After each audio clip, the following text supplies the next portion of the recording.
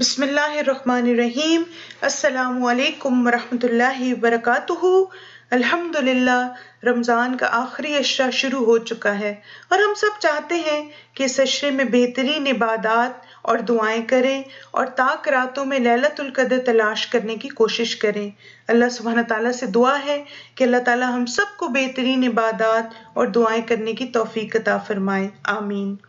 آپ کے لیے کچھ ٹپس اور گائیڈ لائنز ہیں کہ رمضان کے آخری عشرے میں کس طرح خود کو پروڈکٹیو رکھیں، کیونکہ کہا جاتا ہے کہ اگر آپ کسی کام کی منصوبہ بندی نہیں کرتے تو اس میں کامیاب نہیں ہو سکتے۔ نمبر 1، سب سے اہم بات اخلاص ہے۔ اللہ تعالیٰ کے لیے اپنی نیت کو خالص رکھیں اور ہر تیاری اور عبادت کا مقصد اللہ کی رضا اور اس کی خوشنودی اور آخرت میں اعلیٰ مقام حاصل کرنا ہو۔ نمبر 2، یہ سوچیں کہ قیام اللیل اللہ تعالیٰ کا خاص انعام اور تحفہ اور اس کی رحمت ہے، اور اگر یہ توفیق مجھے مل رہی ہے تو اس پر اللہ تعالیٰ کے شکر گزار ہوں اور کثرت سے استغفار کریں تاکہ یہ توفیق برقرار رہے۔ نمبر 3، دن کے وقت قیلولہ ضرور کریں، یہ آپ کی رات کی عبادت میں مددگار ثابت ہوگا۔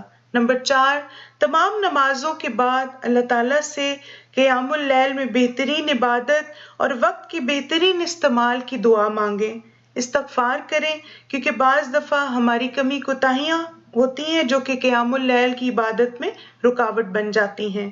نمبر 5، افطار میں ہلکا اور ہیلدی کھانا کھائیں۔ بہت زیادہ کھانا یا ہیوی کھانا آپ کو عبادت کے وقت سست کر دے گا۔ نمبر 6، اپنی عبادت کا ایک ٹائم ٹیبل بنائیں، جیسے مثلاً عشاء کے بعد نفل پڑھنا، قرآن مجید پڑھنا، استغفار، تسبیحات، قرآنی مسنون دعاؤں کی کتاب سے دعائیں پڑھنا، اپنی ذاتی دعائیں مانگنا، لیکچر سننا، اچھی کتابیں پڑھنا۔ جس طرح آپ ان کاموں کو کریں گے وہ سب لکھ کر اپنا ایک ٹائم ٹیبل بنا لیں، اس سے انشاءاللہ آپ اپنے وقت کو بہترین طریقے سے استعمال کر سکیں گے۔ نمبر 7، عشاء سے پہلے غسل کر لیں، اچھے کپڑے پہنیں، مسواک کریں اور خوشبو لگائیں اور عبادت کے لیے خود کو تیار کریں۔ نمبر 8، اپنی عبادت کی جگہ بنائیں جہاں روشنی زیادہ ہو اور آپ کا قرآن، دعاؤں کی کتابیں اور جو چیزیں آپ کو ضرورت ہوں گی سب وہاں پر موجود ہوں، اور کوشش کریں کہ عبادت کی جگہ آپ کا بیڈ روم نہ ہو۔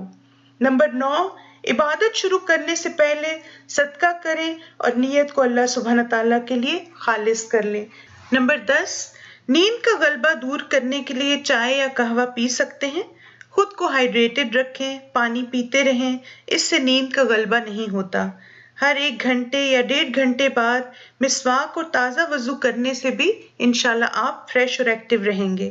نمبر 11، قرآن کی جب بھی تلاوت کریں، چاہے وہ نوافل میں ہو یا اس کے علاوہ، تو اونچی آواز میں تلاوت کریں، اس سے شیطان بھاگ جائے گا اور آپ عبادت کے لیے تازہ دم رہیں گے۔ امید ہے ان ٹپس سے آپ کو فائدہ ہوگا اور آپ قیام اللیل بھرپور اور خوبصورت انداز میں کر سکیں گے۔ ایک آخری بات، کسی کو معلوم نہیں کہ کیا خبر یہ رمضان زندگی کا آخری رمضان ہو، لہٰذا ہر لمحہ بہترین طریقے سے گزاریں اور رب کو راضی کرنے کی کوشش کریں۔ جزاکم اللہ خیرا کثیرا، بارک اللہ فیکم۔